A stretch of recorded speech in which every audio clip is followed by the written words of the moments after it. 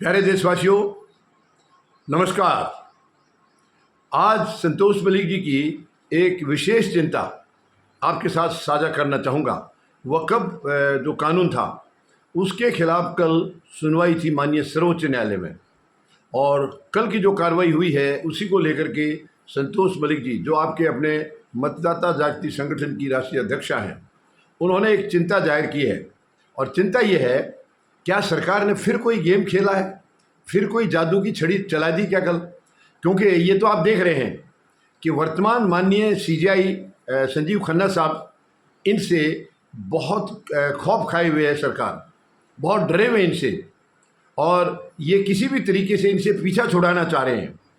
ये पहले भी एक दो बार नज़र आया था कि शायद ये सुनवाई, इसलिए इन्होंने एक हफ्ते का टाइम मांगा था। ये पिछला 17 अप्रैल को जो सुनवाई हुई थी उसमें सरकार ने, पहले तो 16 अप्रैल को सुनवाई हुई और उसी दिन माननीय सर्वोच्च न्यायालय इंटरिम ऑर्डर जारी कर रहे थे, लेकिन सॉलिसिटर जनरल ने अपील की, रिक्वेस्ट किया कि माय लॉर्ड, हमें एक दिन का समय दे दीजिए, आप कल हियरिंग कर लीजिए, आज इंटरिम ऑर्डर मत लाइए। और माननीय सर्वोच्च न्यायालय ने इस बात को मान लिया था और फिर 17 अप्रैल को भी लगातार सुनवाई हुई थी। 17 अप्रैल को इंटरिम ऑर्डर आया, फिर भी उन्होंने कहा था कुछ जवाब देने के लिए उनको एक हफ्ते का टाइम चाहिए। तो माननीय सर्वोच्च न्यायालय ने जो नोटिस दिया उसका एक हफ्ते का टाइम दे दिया।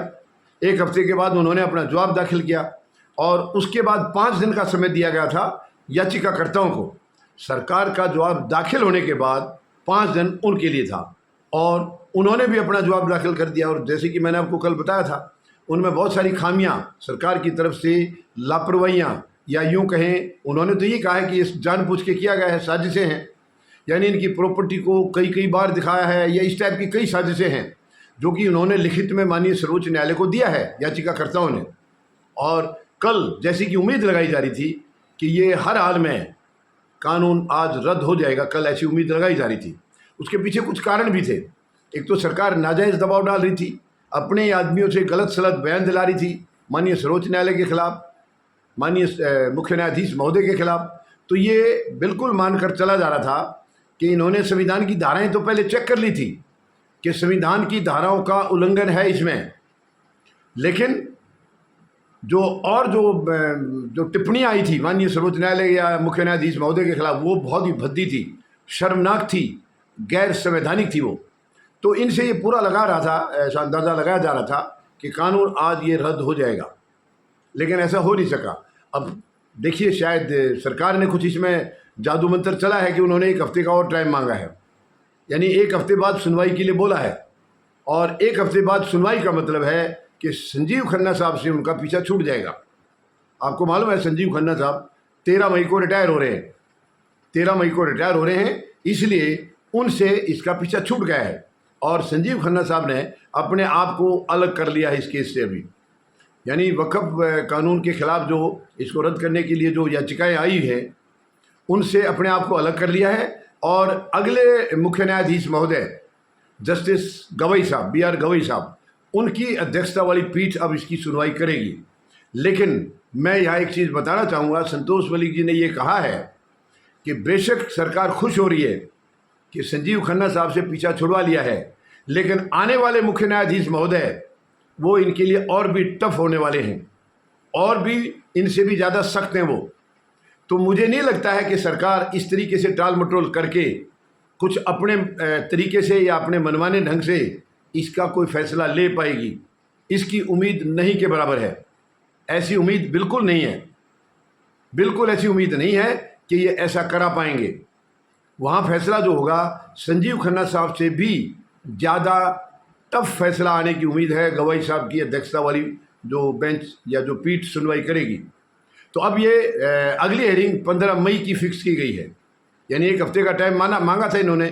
और क्योंकि संजीव खन्ना साहब 13 मई को रिटायर हो रहे हैं, तो इसलिए संडे वगैरह वो सब निकाल के 15 मई की आखिरी जो है ना अभी अगली सुनवाई होनी है। और उम्मीद तो यही लगाई जा रही है कि माननीय सर्वोच्च न्यायालय ये मन बना चुके थे कि जहाँ संविधान की धाराओं का उल्लंघन है वो कानून रहने लायक नहीं है, क्योंकि कानून अगर संविधान की धाराओं को नज़रअंदाज करके बनेगा तो वो जनहित में हो ही नहीं सकता है। ये माननीय सर्वोच्च न्यायालय पूरा मन बना चुकी है, क्योंकि उन्होंने संविधान की धाराओं का उल्लंघन तो चेक कर लिया था। 16 अप्रैल को और 17 अप्रैल को जो सुनवाई हुई है वो सारा चेक कर लिया था। उसके बाद सरकार का जो जवाब दाखिल हुआ वो भी माननीय सर्वोच्च न्यायालय पढ़ चुके हैं। याचिकाकर्ताओं का जो हुआ था वो भी पढ़ चुके हैं, वो भी सब पढ़ चुके हैं। अब केवल ये टाल मटोल ऐसा लग रहा है कि शायद ये संजीव खन्ना साहब से पीछा छोड़ा के अपने हक में फैसला करा लेंगे, ये शायद सरकार को वहम है। लेकिन ये उनकी इच्छा पूरी होगी नहीं, हमें ऐसा लग रहा है, क्योंकि जस्टिस गवई साहब संजीव खन्ना साहब से भी ज़्यादा सख्त हैं और वो बिल्कुल सरकार के पक्ष में कहीं झुकने वाली कार्रवाई बिल्कुल नहीं करेंगे, क्योंकि माननीय सर्वोच्च न्यायालय की साख दांव पर लग जाएगी अगर ऐसा हुआ तो। बिल्कुल संवैधानिक जो धाराएं हैं उनकी रक्षा करते हुए गवई साहब फैसला देंगे या उनकी बेंच फैसला देगी, ये पूरा देश उम्मीद लगा रहा है। पूरा देश उम्मीद लगा रहा है, पूरे मुस्लिम संगठन जितने भी। अब आपको पता है कि इसमें 70-75 के करीब याचिकाएं लगी थी, लेकिन माननीय सर्वोच्च न्यायालय ने ये कहा था कि इतनी अर्जियों की हम सुनवाई नहीं कर पाएंगे। तो इनमें से उनको कहा था कि सब इकट्ठे बैठ के आप लोग एक डिसाइड कर लिए, इनमें से 5 जो अर्जी हैं वो आप रखिए, केवल 5 को हम सुनवाई करेंगे। और वही 5 आखिर में रखी गई थी और 5 के ऊपर ही अभी सुनवाई हुई है। लेकिन सुनवाई को फिलहाल 1 हफ्ते के लिए टाल दिया गया है।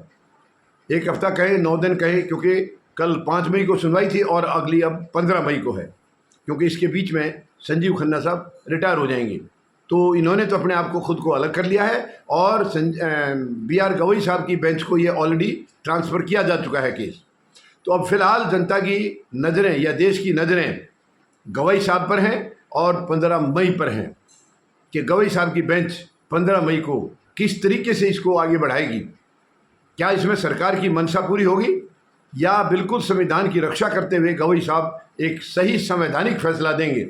मैं ये नहीं कह रहा गवई साहब सरकार के खिलाफ फैसला देंगे, बिल्कुल नहीं, ऐसी उम्मीद नहीं है। उम्मीद यही है कि संविधान की धाराओं का जहाँ उल्लंघन हुआ है उस उल्लंघन का ध्यान रखते हुए वो फैसला देंगे, और वो फिर सरकार के खिलाफ जाएगा तो उसमें किसी की क्या गलती है, क्योंकि सरकार का कोई धर्म नहीं है कि वो संविधान के खिलाफ कोई कानून बनाए।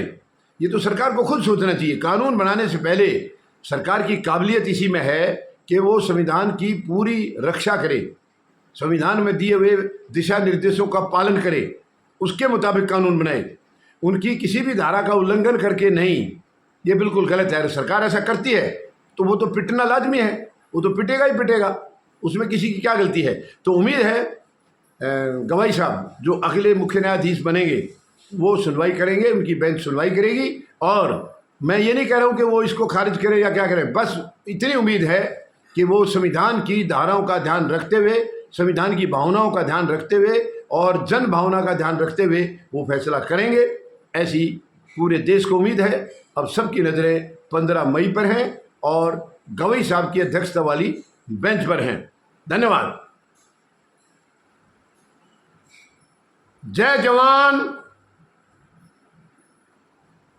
जय किसान, जय हिंद।